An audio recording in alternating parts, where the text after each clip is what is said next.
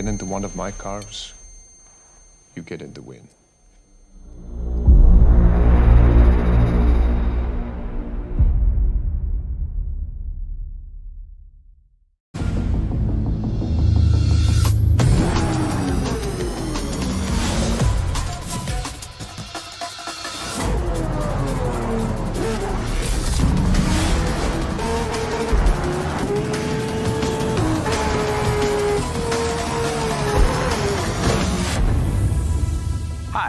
I'm Chris Sasaki, Creative Director for Forza Motorsports. We are bringing new racing dynamics, visual fidelity, and gameplay detail to every track. This includes weather, 24-hour day-night cycles, and track evolution. More tracks are coming to Forza Motorsport after our launch on October 10th, including past favorites and brand new challenges to keep the competition fresh and exciting. We can't wait to share more. See you at the starting line.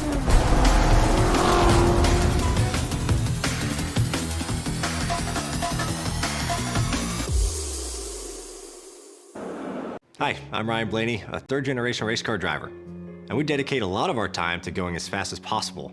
But when my grandpa was diagnosed with Alzheimer's, it was a very unexpected bump in the road for us. It's important to notice if older family members are acting differently, experiencing problems with their memory, or having trouble with routine tasks. Early detection of Alzheimer's can give your family time to explore support services, make a plan for the future, and access available treatments. If you or your family are noticing changes, it could be Alzheimer's. Talk about seeing a doctor together. Hey guys, this is Matt Hagan, three-time Funny Car World Champion, and you're watching Drafting the Circus. Middle curve on the hammer coming out, and now turning in to turn 16 and starting this final climb up the hill, Roger. Yep. Job done for her, able to just consistently get faster as the race went on. When the pressure came, she was able to rebound. Yeah, here we go. Up and over the rise. Kamisha loving this moment as daughter Mikayla comes through and scorches to another win this year. That would be win number 6. She is undefeated on the track this year. And as I said, couldn't have done this without my whole Royal Enfield team, our mechanics, our truck drivers, my parents, my whole family support system is really there.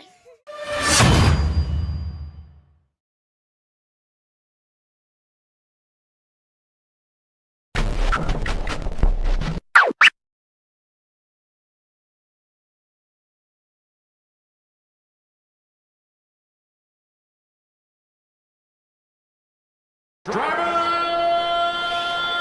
start your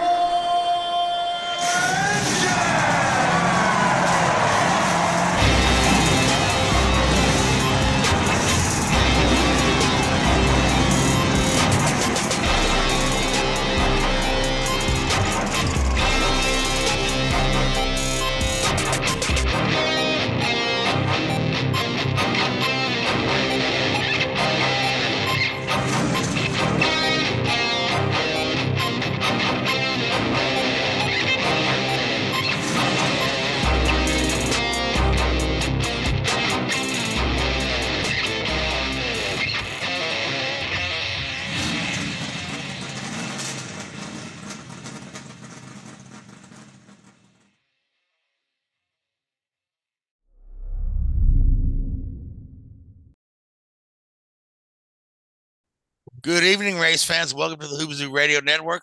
And welcome to the Drafting the Circus program. My name is Frank Santarosky. I'll be your host for the next hour as we talk about everything racing. Joining me in the studio, I've got Richard Uden and Lee Vi. What's up, fellas? How's it going? What's going on?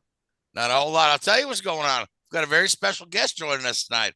We have Mikayla Moore. She's currently running the MotoAmerica Junior Series right now? It's the MotoAmerica Build Train Race. Build Train Races, yes, that's the season you just finished up, right? And you were crowned the champion of that series. So congratulations there. Yep. So Mikayla, I know we don't have you for long, so I don't want to do all the talking. I'll let you do it. But so go ahead, just tell us a little bit about yourself, how you got into motorcycles. Where are you joining us from tonight? So I'm 19. I'm from Upper Marlboro, Maryland. Currently I'm joining you from my dad's shop. That's just what I do in the day. But no, so I got started with just being involved with bikes. When I was 3 years old, my dad would take me on his dirt bike around the neighborhood to get me out the fear of just the sound of the bikes. And then at age 6, I started riding bikes.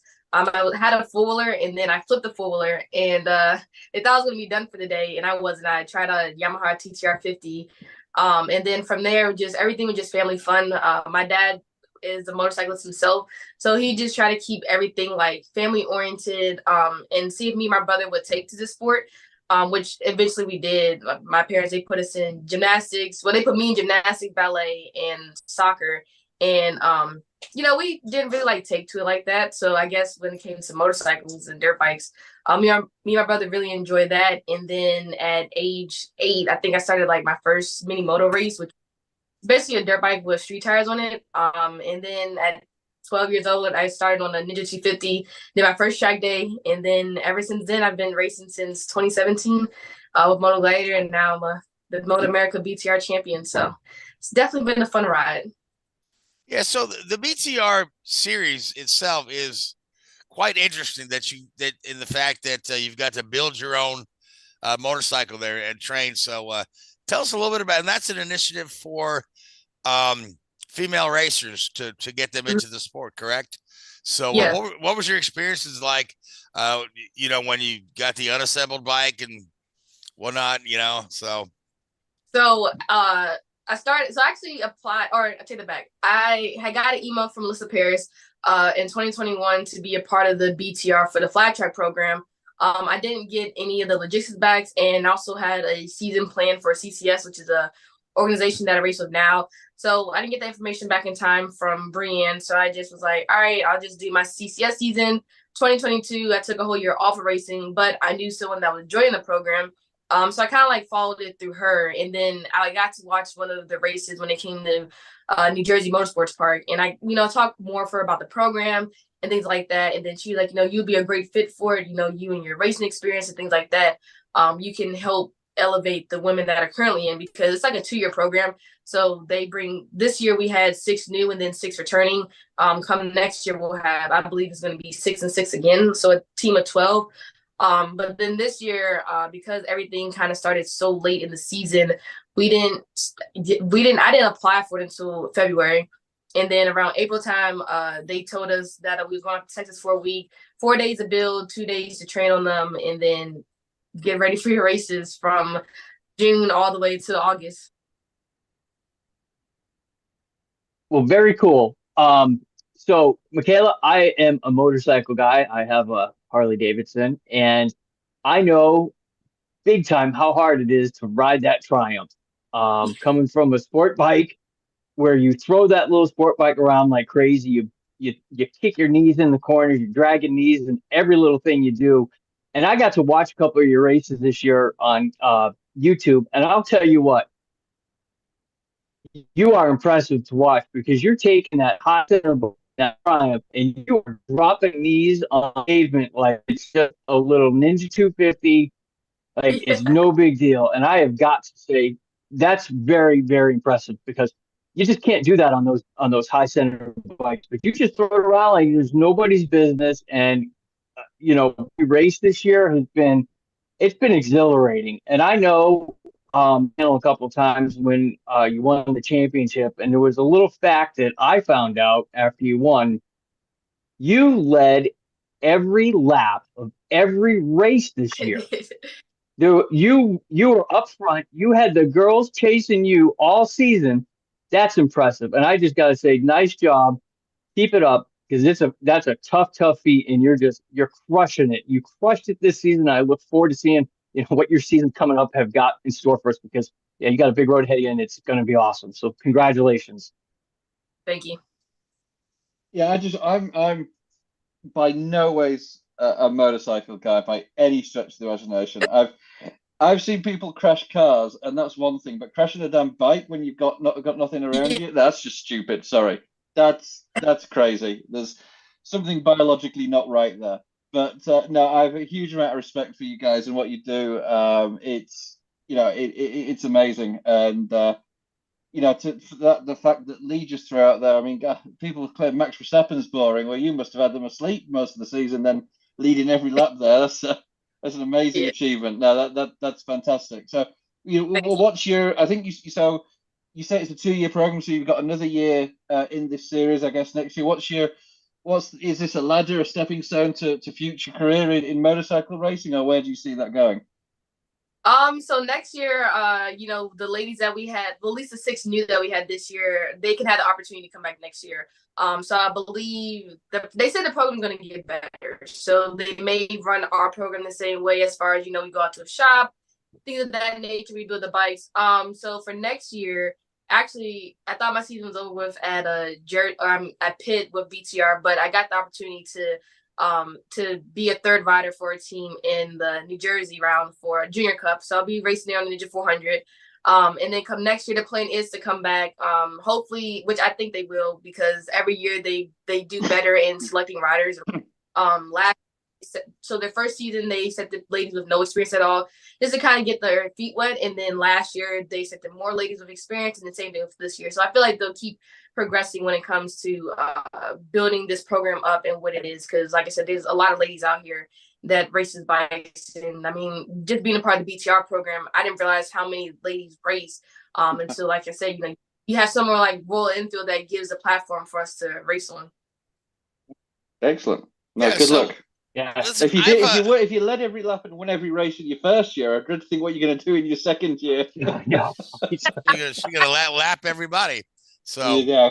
So Makayla, what do you think about? I've talked to a number of other female racers, and opinions are kind of split on whether or not a ladies only division in racing is proper or not. There's some, like Pippa Mann in particular, believes that the ladies should just get in there and race against the boys, and then others like Jamie Chadwick feel that the ladies only type programs are perfect for getting young racers immersed in the sport. So I'm just kind of wondering, where you kind of fall on that debate there. I know that ultimately your goal is to race in the big leagues against both ladies and men. So, but what are your thoughts on that? So I guess I'll give my opinions on both. So if I take if I look at the outside, like the bigger picture of a program like BTR, for me, it gives ladies, women having their own class can make them feel more comfortable, things like that, because, naturally, like in racing, there has been times where the guys will get rough, and once the helmet goes on, there is like no gender. Like I race with the boys now. I race with the boys from I just did a 2-hour endurance race, and me and my fellow rider we was battling it out.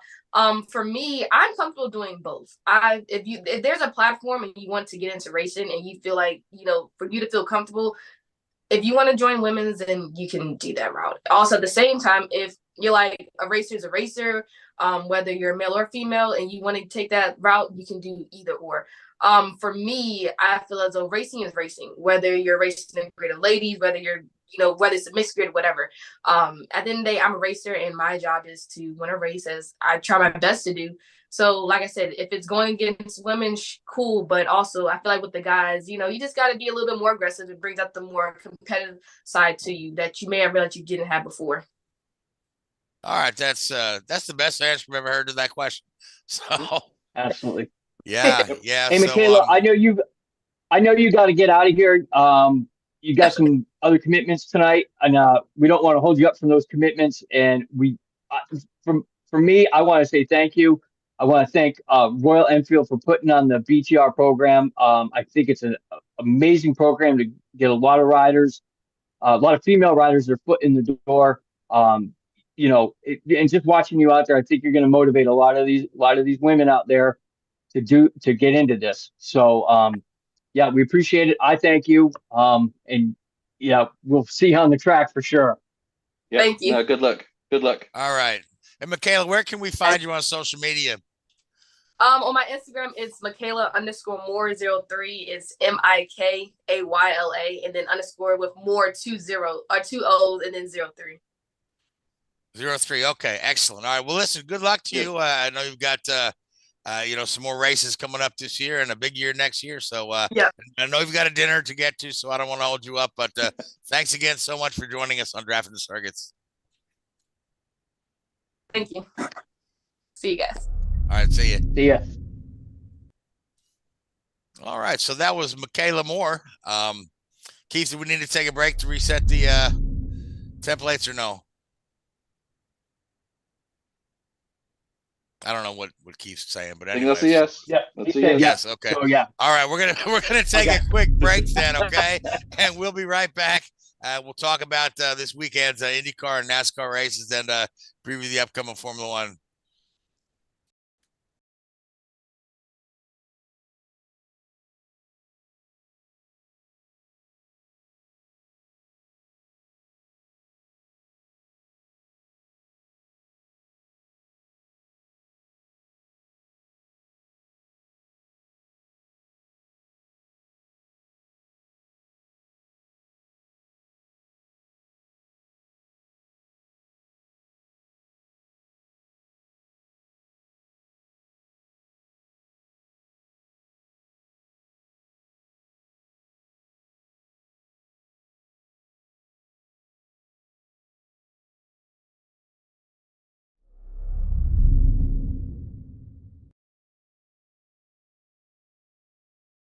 So a pretty good weekend of racing behind us. Let's start with the IndyCars out in Laguna Seca. What a sloppy mess of a race. I tell you, and you know, when you have a sloppy mess of a race and you got guys that are out in the first lap and pit strategies, and who usually wins these things? Scott Dixon. Scott Dixon doing Scott Dixon things. Scott Dixon involved in the first lap melee. You know, got to commit to make a pit stop, gets a drive-through penalty for avoidable contact, got to deal with that, drops to the back of the field, still wins the race, right? Because the guy's the best at preserving his, stretching his fuel and preserving his tires. But yeah, it was a hard-fought day for a lot of guys. So a lot of really interesting guys up front based on the guys that were out. You know, some of your usual suspects we expect to do well at Laguna had problems. Some of the guys we expect to have problems had problems. And I want to say very few people in their race didn't have problems. So, you know, but yeah, I think more than 40% of the race was under yellow. It was a pretty rough set of record for yellows, but something like that. Yeah, I forget what didn't feel that much. That was quite a bit. I was fast forwarding through the cautions on the replay. That would do it. Yeah, yeah. So, but yeah, one of the things coming out of this then was, so you got, while the championship is settled and decided, the positions behind champion are all up for grabs. And speaking of guys that had trouble, Joseph Newgarden had plenty of trouble. And he actually dropped. He was second in the championship 3 weeks ago or 3 races ago. He dropped all the way to 5th in the final standings with his miserable day. Potterville Ward jumped up to 4th, which oddly enough, I was doing the math on this. He actually has enough points to qualify for a super license now. That had been, one of these thorns in the side of why can't these IndyCar guys go to Formula One? Didn't Pato already have a super license because he's done enough F1 testing? I don't believe so. No. Okay, because I thought he'd done a couple of test days for Red Bull. He did for McLaren rather. He also did some Red Bull stuff as well when he was in their I think junior he program. did. Yeah, I don't think he got enough. Okay. For the super license. I know they keep changing the rules every 5 minutes. So. Well, he's the one they wouldn't let him have his points for his Indy Lights finish because the grid was too small. Yeah. So, but he's set now. Colton Herta still screwed on the super license, but I don't think anybody's going to be beating down his door to join a Formula One team after another 10th place finish in the standings. There, he's just really fallen off the face of the earth. But so you had guys fighting for that 22nd position, staying above that 22nd position for the leader circle money. You had a couple of guys really close. And one of the things they needed to do, Yukos Racing needed to have both their cars get a pretty good finish today, right? So they had actually put together some team orders and told the guys not to fight with one another, hold their position. And Callum Ilott, had a pretty fast car. Both the Yukos cars were pretty fast, had a good day. But Ilott makes the pass on his teammate Canapino, they do make a little contact. I really feel like if you watch it, the contact was a little more of Canapino's fault. But the bigger issue is that Ilott made the pass when they would have preferred that they maintained position. So, and of course, Argentinian fans, being as they are now hurling insults and death threats against Callum Ilott once again over social media, so much that he had to kind of shut down his Twitter and make it all private. So that's okay, because the Argentines and us Brits, we get on really well. It's okay. Yeah, I know, right? So, don't mention the war. Yeah, so I don't know how that's going to play out because Ricardo Yukos is not exactly happy with Ilott disobeying team orders. Matter of fact, the word he used was he's a bit bitter. They did release a statement kind of condemning the social media behavior, but the interesting thing is they only released it in English because usually they put out all their press releases in both English and Spanish, but this particular one was only in English, and I think it's the people that speak Spanish that needed to read that. So I don't know if there's Portuguese in Argentina. No, that's Brazil. Oh, okay. Yeah. Brazil, they speak Portuguese. So, yeah. So whether or not Ilott returns to that team is up in the air. I mean, there are a couple other teams interested in him and talking to him. So, and it just, it seems like it's an uncomfortable situation for him right now. It ended up, Canapino actually had a shot at Rookie of the Year. That kind of cost him that because he kind of snapped the rear wing in the contact and kind of went backwards from there in the day. They did manage to maintain the positions they need for the leader's circle money for both their cars, so that was good. Rahal was able to, despite the fact Yuri Vips was out on the first lap, they put the car back together just to get him some more laps in. They maintained their position, got their leader's circle money. The team left out Devin DeFrancesco and Andretti Autosport, which really puts that fourth Andretti car for next year in question. That's $910,000 that they don't have for next year. So that being said, you guys get a chance to watch the race? Yeah. Yeah. What were your thoughts? I mean, we've mentioned this numerous times in the last month or so that if you could take like a video definition of something and put it in a dictionary, that race would be defined as a Scott Dixon win, as you mentioned earlier, all day long. He just has this annoying habit of winning those races, and it's fantastic. It's so much fun to watch. It's just I love watching Dixon win races like that. I love it. I love it. I really do. Great fun. Yeah, it's almost like a lot of other teams would just say, okay, well, this is a mess. Let's just get through this and see where we end up. And like Dixon and his team and his strategist, Mike Hall, figure out a way to make it work. And more often than not, they get it right. It's brilliant is what it is. That's why the man has 56 wins now. He's only 11 away from passing AJ Foyt first all time. Scott Dixon said he'd like to race about 4 more years. So if you figure if he wins three or 4 races a year for the next 4 years, that puts him ahead of Foyt by the time he retires, which would be phenomenal. So, I mean, that's one of those, unbreakable records that eventually gets broken. Like Schumacher's 91 Formula One wins was never going to get broken. And now we're, probably looking at, Hamilton's already. But the scary thing about it is, we talk about this, you mentioned it, I mentioned that Scott Dixon-esque win. Problem is they've got a bloody another one of them in Palou who's doing the same thing. When Dixon doesn't win, Palou wins in exactly the same way. Yeah. Speaking of Palou, more drama. McLaren is they're suing him, and they're asking for $30 million in damages. They say they paid him in advance on his salary, and then the rest of it is for costs related to his testing program. The number seems a little inflated to me. I know they didn't advance him $30 million. They maybe they advance in 500K or maybe $1 million. I don't know.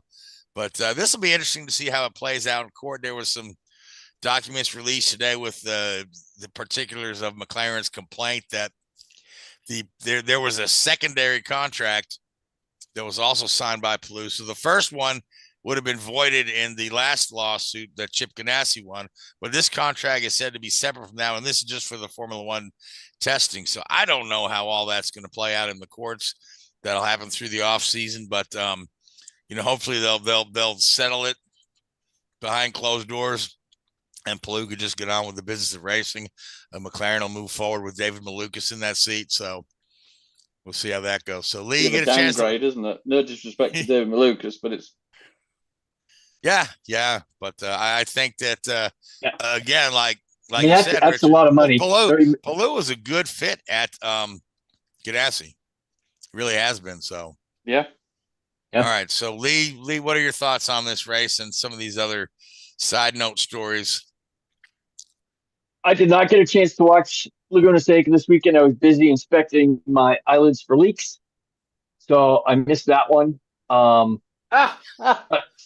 Took you a second, Richard, didn't it? It did. Yeah. It took me a while, that one. Yeah, very good. Yeah.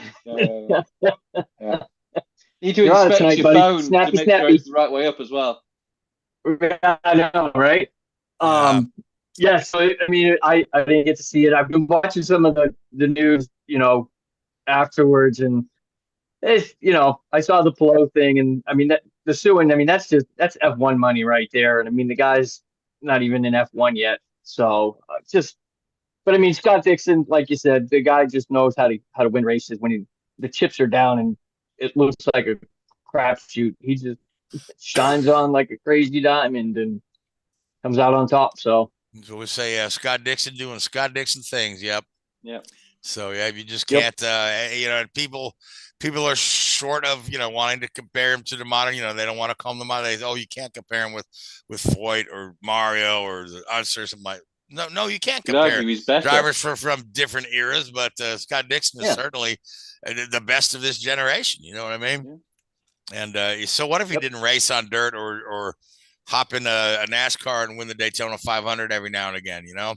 So I mean, he's a specialized driver, does just well what he does, right? You don't see Tom Brady hopping in a basketball game, right? But people still call him the GOAT. So, all right. So you don't see Ricky Carmichael jumping from motocross into MotoGP or anything like that. He's a GOAT too. So yeah, absolutely. Another bit of news is you remember when we did the preseason testing at the Thermal Motor Club last year? Yep. They're gonna do the spring training testing there again, and then we're gonna come back there and have a race. It'll be a non-points exhibition race. Very limited amount of spectators there. The place, just because it is a club track, and it's an interesting place. It's a millionaire's playground, really. You know what I mean? You've got these lovely houses right by. It's like, a country club, except instead of the golf course there, it's the racetrack, right? So, but they're going to have this, and it's going to be $1 million payout, I guess. And there's some folks that are not happy with this, right? Because they're saying, okay, so it's the race, we can't go to it. They're splitting the money with the Thermal Club, and this is a bunch of millionaires. And I'm like, okay, can you not see the silver lining here that we get an extra race? Because everybody complains about that gap, that gap in the early schedule. This is filling that gap with an event that's going to be entertaining to watch. Yeah, I'm not a fan of non-points races. I mean, if you're going to do all the business, you might as well pay out the points. But if that's the way they want it, so be it. But yeah, people are just annoyed with this. But I read an article today. It said that INDYCAR fans could find, poop in a field full of unicorns. So, which unicorn's got to poop somewhere, isn't it? Well, I mean, if you step in unicorn shit, it's still shit. Yeah. So can't hold it all day. So that'll be happening in April, and the rest of the schedule is not announced yet. They're going to be a little later with announcing next year's schedule, and I think that what they're doing is actively looking for a spot to put Milwaukee on there. I think you'll see Milwaukee will be announced on the IndyCar schedule. So was anywhere that dropping off? Huh? The second road course, Indy road course. Indy road course, yeah, because if they run NASCAR on the oval. So they're waiting for that announcement too. So I guess you can't jump the gun with one before you announce the other, right? All right, was that all the IndyCar news? I believe it was. Poor Joseph Newgarden dropped to 4th in the championship. His teammate Scott McLaughlin is excited as heck. 5th, yeah. Newgarden down to 5th. McLaughlin jumps up to 3rd. He's pleased as could be, right? So, and he's talking like he's going to be a real championship contender next year. So, although his season was a little up and down this year, he was definitely more consistent than his Penske teammates. He finished first amongst his very highly esteemed and accomplished teammates. So Will Power went the season without winning a race. Yes, he did. Yes, he did. So his streak set back to 0. Okay. But yeah, Will had some struggles this year, man. He was all over at Laguna. He was in the grass more than he was on a track. So all the Penske guys were, weren't they? Yeah, a lot of guys were. Yes, I mean, part of the problem at Laguna was they did the repave, so the track had all kind of grip on the racing line, but if you got off that line, it was like getting on ice. So I guess until all that levels out, you got to be real careful around there. If you getting offline in any way, shape, or form, you're gonna have a hard time holding on to it. So, all right, so let's move forward. Talk about NASCAR. Where were we racing? Kansas? Is that where it was? Lee, you get a chance to watch that one, or were you expecting the eyeballs there? No, I watched that one. Okay. It was good. Take us through it, because I was watching the IndyCar race. I thought it was a pretty darn good race. I mean, it wasn't a highlight reel by any means in my mind, but I thought it was a pretty good race. The burnout at the end, I thought was probably the highlight of the day. Trying to climb out to doing a burnout against the wall is pretty tight in my race. I did not like seeing Bubba at the bottom, but sometimes things like that happen. And I mean, it was just to me, it was just a cookie cutter track race. And Keselowski had as always had a great showing. Didn't get that W, but I thought it was a pretty good race all around.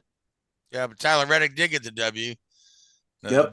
Good win for Toyota there in the 2311 team. So they're locked in to advance to the next round. So I guess really you got to look at the guys at the bottom now, because the next race, Bristol's going to be elimination race. Yep. So they took the dirt off the track for this one. So it'll be Bristol concrete, right? So it's always a fun one to watch. So who do we have at the bottom? You got Bubba still down there. Yep. Martin Truex Jr., regular season champion, is now on the verge of trouble. McDowell's still down there. Stenhouse. Harvick's still relatively close to the bottom of the order. Yep. Let's have a look. Standings. Cup Series. So, yeah, Martin Truex, Bubba Wallace, Ricky Stenhouse, and Michael McDowell are all below the cut line as we sit. Martin's 7 points behind Kevin. Bubba's 19 points. So you think, in reality, unless Joey Logano, Kevin Harvick, Chris Bell, Chris Buescher all have a pretty poor weekend, Bubba's probably got to win the race, and Martin's certainly got to have a strong finish. Yeah, and Stenhouse and McDowell, win or bust for them, win or go home for them. Oh, absolutely, yeah. So with Stenhouse should have went home before, but that's just Ricky Stenhouse doing Ricky Stenhouse things. So all right, so we got 30 minutes to kill. I didn't have a lot of topics lined out because I didn't realize that Makayla had to get off so quick. So, but anyway, so let's talk about Formula One, Richard, and what do we got going on? Well, no, there's a couple other NASCAR news that we probably need to touch on. Who did you say is going to Colic race for playing AJ Allmendinger? Zane Smith rumored to be. Apparently, the announcement's coming on Friday from Colic. Okay. And I think Colic have got 2 cars because Haley's going to Rick Ware of all places. And I think AJ, I don't think it's been confirmed that AJ is leaving the 16 car, but I think he is. And do we know what's next for AJ? Is he's probably getting close to retirement age. Yeah, he's in his late 30s, early 40s, isn't he? Yeah. So, and then Noah Gregson reinstated. We don't know if anybody's AJ's 41. Yeah, I was thinking he was over 40. Yeah, he was winning like champ car races in like 2006. That's almost 20 years ago. Yeah, I mean, 2007 was his first Cup season. So, yeah, he's been around a while. So, still good for a winner in any road course, though. Oh yeah, yeah, he's still just as good. So what are your thoughts on Noah Gregson there, Richard or Lee?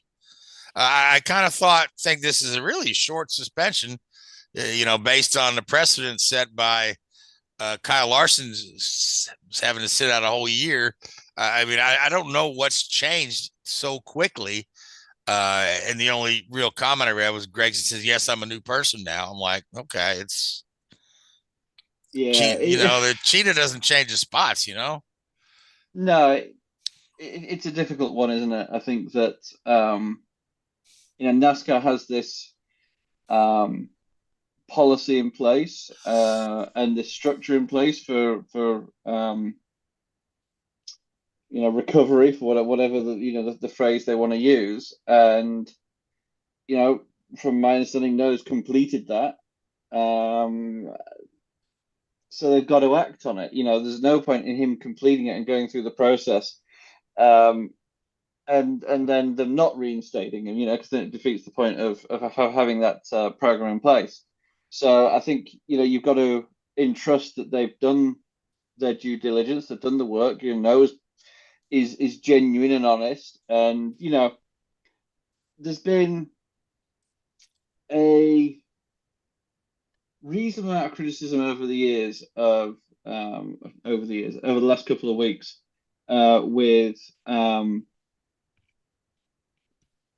Noah's maturity, should we say, and some of his professionalism. You look back to that wreck at Road America, I think it was last year, where he took out Sage Karam and half the Xfinity field and could have done the kid some real damage in that race. And some of his other comments on social media, not necessarily comments that would go against NASCAR's policies, but just the manner in which he presents himself and some of the things he said were just a bit immature. And if this experience he's been through, he can use as a learning experience, and he can go away and he has genuinely learnt the lessons like he said he has, then I think he deserves an opportunity to prove to people that. But I hope he doesn't come back with that same arrogant sort of smirk that I think he's had at times throughout his career in some of the lower categories. I should hope not. Yeah. So, I mean, did he come back? Because Kyle Larson was, he's one of the poster children of the sport right now. And I don't want to compare it, but Noah Gragson is not Kyle Larson by any means. And I think if Kyle Larson had come back early from his suspension, maybe there would have been a little bit more pressure on Kyle in the sport because of who he is. But Noah, Noah's he's a middle of the track racer at best, and maybe doing his thing, coming back early. I don't really know. Is there many teams out there that are gonna take a chance with him? That's a question to be answered in the future. But you look at at Kyle. Kyle, Kyle can come back and he can, he's a top tier contender driver, and of course he's going to get a ride picked right up. But no, on the other hand, he may not. So I don't really know if that came into effect or into the decision making. I certainly hope it doesn't, because I don't think that's really fair. It's you commit the crime, you do the time. It's not based on how you are as a driver, but as an outsider, that kind of is what it looks like. Maybe they held Kyle to a little bit higher standard because of his pedigree and who he is, where they didn't do that with Noah. So yeah, well, my other thought is I don't know exactly when Kyle Larson was officially reinstated. He may have just sat out the whole year because he didn't have no job, Yeah. And he was racing sprint cars and stuff. He may have, in fact, been reinstated in a similar time frame and just chose to go ahead and since he's lining up a deal for the following season with RCR, he might have just opted that route. So I don't know if he was truly suspended for the whole year or if he just chose not to come back. So Kyle Larson was reinstated on the 19th of October. When did he get? Relatively 6 months. close. He was out for 6 months. Okay. How long has Gregson been out? 2 It doesn't months, seem like it was most. that long No, ago. Yeah, it doesn't 2 seem to like 3 it's been months that at long. most. Yeah, 14th of April was when Larson was fired by Chip Ganassi, and then October is when he was reinstated by NASCAR. Yeah, so relatively close. And they to the cleared end of the him season, to return to race from January the 1st of the following year. So it was almost 9 months in total.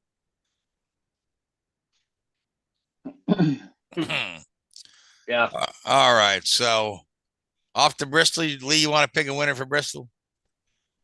God, Bristol's such a blender race.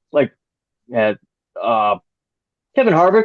So I think Kevin's done pretty good there. I'll take Richard a roll of the disagrees dice. with you. Of course, Richard never. Oh man. So what if I say Kyle Busch for Bristol? He's won there a ton of times. He's been kind of quiet for since the early part of the season when he came out of the box winning races. So it'd be kind of fitting for him to win one in the playoffs here and keep his title hopes alive. So I'm going to go with Kyle Busch. And Richard, you'll abstain, although I know you'd like nothing more than to see Martin Truex win. So I'll just make that pick on your behalf. Thanks. So actually, Bubba win and Martin come second, and Harvick and Logano wreck on the first lap would be fantastic. That would keep keep two Toyotas in and get two of them other guys out. Yep. So out. Yep. All right. So here's no bias towards Toyota at all. All right, here's an interesting story that was just handed to me. Okay, so evidently, Formula One has announced that they have a U.S.-based Formula One arcade venue. They're opening up in early 2024 in Boston, and it looks pretty cool, man. It's got a restaurant and a bar in there, and you're loaded up with Formula One simulators. So, bar, dine, race, and it is sanction and logo and trademark of Formula One. So I don't know if they have these over in Europe or not. But that's where they started. London had the first one. There it is. Yeah, the flagship was in London, right? Has received over 100,000 visitors since it's opened in November. So, and we're putting one in. But I wonder why Boston. You figured they could have put one to in Vegas where they have a race or in Miami, but why not? I could jump in here and people can just hear my voice. I'm not going to put my face on the screen. The reason why Boston was picked was because of how many people were drawn to this race that was going to happen that people ended up in jail for. That race that was going to happen in Boston Seaport. Yeah. Yep, that race that was going to happen in Boston Seaport was sold out. Hotels were sold out, but people ended up going to jail because the track was going along an area where there were turtles. And the right people didn't get their hands greased, and the race never happened. Turtles won. And people went to jail. Yeah, the promoter ran off with the money. So Yep. So Boston has a big race contingency here that I'm pretty sure F1's aware of. It's a lot bigger than people realize. Oh yeah, there's a lot of local tracks in all through New England, you know. So yeah. Then there's a guy from the Sam Adams commercials, you know, your cousin from Boston. So here's an interesting fact. Here's an interesting fact about Samuel Adams. Okay, did you know that he played both professional football and baseball? Who? Sam Adams or the owner? Samuel Adams played both professional football and baseball. It says right on the bottle he was both a Brewer and a Patriot. And that's here ends my founding fathers joke section. So, yeah. Oh man. Another interesting fact. You know that a bottle of Sam Adams, the guy on the label is not Sam Adams. Who is it? It's Paul Revere. This is not a joke. It's actually a picture of Paul Revere on there. Sam Adams brewed it, but Paul Revere liked to drink it. So that's why he's featured on the bottle. It's a true story. You can Google that one. The other one I made up. So anyway, since we're talking about the Formula One arcade, let's talk about Formula One. Evidently, Felipe Massa is still trying to win the 2008 championship, and he's in court again with it. And he's like publicly saying he thinks he's got a really good shot. And I don't even know if he wants the title, but he's looking for like several tens of $1 million in compensation that I guess he would have earned had he been world champion. So, and it all goes back to the crash gate. So, and based on, I guess, Bernie Ecclestone said that Formula One knew what Renault did when it happened. It was Renault, right? Yeah. Yep. So they said I don't know. I feel like the man has no legs to stand on. But Richard, what are your thoughts? It's strange that it's taken 15 years to get to this stage. And I think a lot of it does come from the fact that there's now this evidence and the admission by people within the FAA that they knew about the deliberately crashing the car before the end of the season. Now, under Formula One rules, when the championship trophy is handed out at the FAA awards in Geneva at the end of the year, that is when the world champion is declared, and that cannot be taken away. But the FAA knew before that event that the result of the Singapore Grand Prix was manipulated to enable Alonso to win the race. So they could have acted before the award were given out and changed the results of the championship. And Massa's contention is they should have avoided that race. Yep. Which by removing all those points would have made Massa the champion. Yeah. And you know what? I agree with Massa. You know, that result of that race was manipulated, and therefore it wasn't a race. It wasn't team orders like, oh, hold somebody up and let them through, because I don't have a problem with that, but deliberately crashing and deliberately putting, you know, a driver's life at risk and marshals at risk and medical crews at risk that, you know, I mean, it wasn't a serious accident, but, you know, the marshals that go on the track, we all know what they go through. So, yeah, it was very underhand. And if it had happened at the time, I wouldn't have had a problem with it. If the FIA had found out about it a week later and annulled the Grand Prix there and then, I don't think there would have been a problem. I think they would have been perfectly justified in doing that. But 15 years later, it's a little statute of limitations run out. They kept onto that one for a secret. I mean, Max Mosley's no longer with us to defend himself on that one, but you know, Bernie's obviously around, and Flavio Briatore and Pat Simmons and guys like that. I mean, Pat Simmons, I believe, still works for the FIA, so that's an interesting situation to be in. But yeah, there's certainly there's still a bit of taste in the mouth from that whole race weekend. And I think that, yeah, I mean, it'll be interesting to see what happens. You know, obviously, I don't think he'll ever make Master of the World champ. Excuse me, Master of the World champion and strip the title from Lewis, but certainly be some caveat to the win for sure. Yeah. So, I mean, speaking of, you know, like manipulated championships, right? If you're going to say this deliberately crashing, right? I mean, you know, haven't we seen the same thing between Prost and Senna? Didn't we see the same thing between Michael Schumacher and Damon Hill? You know, Schumacher had damaged his car, and then literally he knew he wasn't going to finish the race, so he just went ahead and took Damon Hill out. So Hill couldn't finish, and he won a championship there. I mean, if you're going to say you deliberately crashing or manipulating the race, this is more blatant than that. I think the issue with the Singapore race is the how many people were complicit within it. It wasn't just an instantaneous spur of the moment decision by a driver. This was planned, premeditated. The team had discussed this pre-race, you know, what to do under these set of circumstances to get Alonso to the front of the, because if you remember, that was the year when there were some terrible cars out there in terms of the performance, and the Renault was the Renault was shocking, because that was the year that Alonso went back to Renault after he had his falling out at McLaren. So you know, he would be nowhere all season, like hardly scoring any points, and then oh look, the safety car just so happened to come out at perfectly the right time for Alonso to go on and win the race. And you know, that was that. I think that's the issue, how it was so complicit and so managed by the team and not just an individual driver. All right, well, we'll have to see how that plays out in court. You know, again, we've been Moss has been at this for almost 2 years.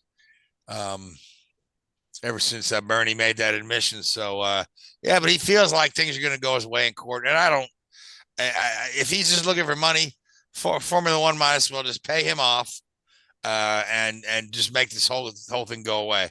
Because it stinks of just, it's silly because it's so old. You know what I mean? It's like I need to call Ford's Theater and say, hey, I want my money back because I didn't see the end of My American Cousin back in 1865. And you know, so Lee, how you doing there?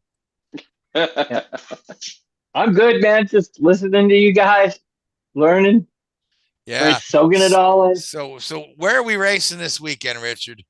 Singapore. All right. So who do you think is going to finish second to Max? Second.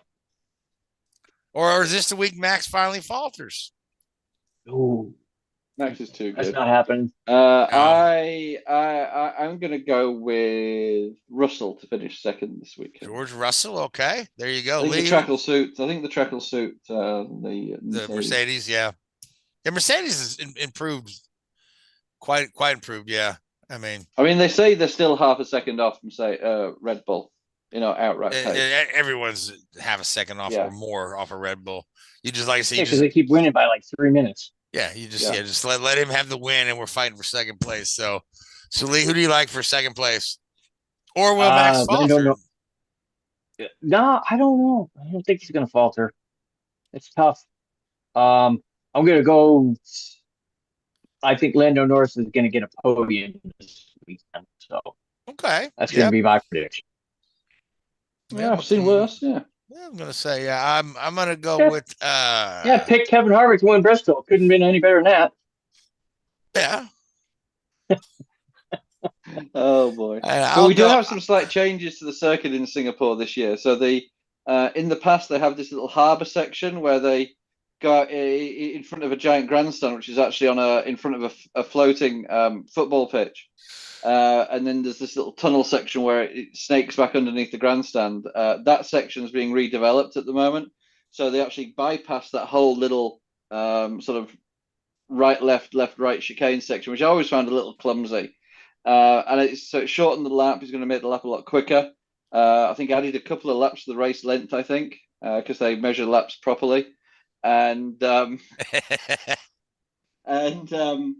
yeah, so it could. It could make the racing better because you can have a longer run down into that tight right-hand corner before you get onto the fast start finish sweep. So you never know. It could be like, oh, this is great. This is so much better. We may have to stick to this in the future. But they'll lose 20,000 grandstand tickets, so they probably won't do that in the future. Yeah, that's right. 20,000 tickets at was a Formula One ticket go over $500, right? Easily, Lord knows what it goes for in Singapore. You know what I mean? So I'm probably not first. Singapore's not crazy expensive. It's not like Vegas expensive. Oh my God, yeah. So, Or Miami. or Miami, yeah, everything's expensive in Miami. I'm gonna go with Lewis Hamilton for the podium. So, because Lewis has been down and out for so long, and now he's worried about losing his championship from 2008. So, let's hope he has a good weekend. I think Checo will wreck as well in qualifying. You think? That's a safe bet. He won't qualify. He won't get in the top 10. He'll wreck in qualifying, and the whole world will come down around him. Oh my! You mean it hasn't already? Has its moments. Yep. So Lee, what we got shaking in NHRA this weekend? Anything? We off for the weekend? So race number 1 of the championship starts this weekend in Maple Grove, Pennsylvania. We're kind of on the fence with if it's going to happen or not, because that hurricane that is aptly code named after me is on its way to the East Coast and looks like it's going to kind of mess some things up. So don't know if it's going to happen, but it's scheduled to happen. So race 1 of the championship, we'll see if it happens this weekend. My theory is it's not going to happen, but because the NHRA does not do good in any sort of water on the track situation. So we'll see. A lot of people don't do well in hurricane situations, you know. No, it's tough to race in that stuff. Yeah. So now if they do end up having to cancel, okay, will they? Because the championship has a structure to it, right? So will they have to return to that track in a couple of weeks or during an off weekend or add another event? What's the contingency in that case? I think what will happen is they'll end up shortening it. They'll try to run it on Monday. They'll do a Monday race, just like they did this year here in New Hampshire, and just do a shortened qualifying, do provisional qualifying. So kind of where you are in the point standings is where you're going to qualify from. And then, so typically in NHRA, you get 3 qualifying runs. And the best of the 3 sets you on, in the ladder, we call it. And then that's how you bracket race, 1 and done, you go home. So provisionally wise, I think what will happen is they'll take you at point standings, put you in the ladder according to your points, and then go racing from there. If the 3 rounds of qualifying do get rained out, which very much could be the case because they're talking by Sunday, the weather should clear up. But again, track prep is a big thing with these events. So, we may see it. We may see a race on Sunday. We may see it on Monday. So it's just, the New Hampshire thing that was the first time that's really ever happened where they actually picked up a race and had it in Bristol. Yeah. That's the first time that's ever happened. Because normally the NHRA events do not get affected by weather. They plan the races out pretty well so that they're not in what racetracks they're going to. So we'll see. They should teach NASCAR how to make a schedule. I know, right? So, man. See. All right, so we got about 5 minutes left, guys. Any other topics out there dangling that we didn't touch on, or anything you just want to talk about? Richard, do you want to talk about how oval tracks are measured? No. Okay, good. I had enough of that the other day. Yeah. Lee, you got anything, buddy? No, like I said, it was nice having Mikayla on the program tonight. I hope we get her back in the program again sometime. I have a gajillion questions to ask her. Like I said, as a motorcycle guy, it's always nice to talk to a fellow two-wheeler.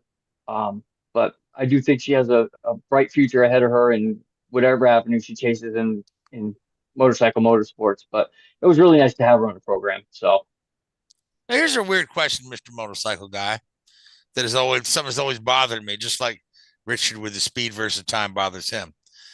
Why is it if you're in a car, you're the driver, but on a motorcycle, you're a rider? Aren't you driving the motorcycle?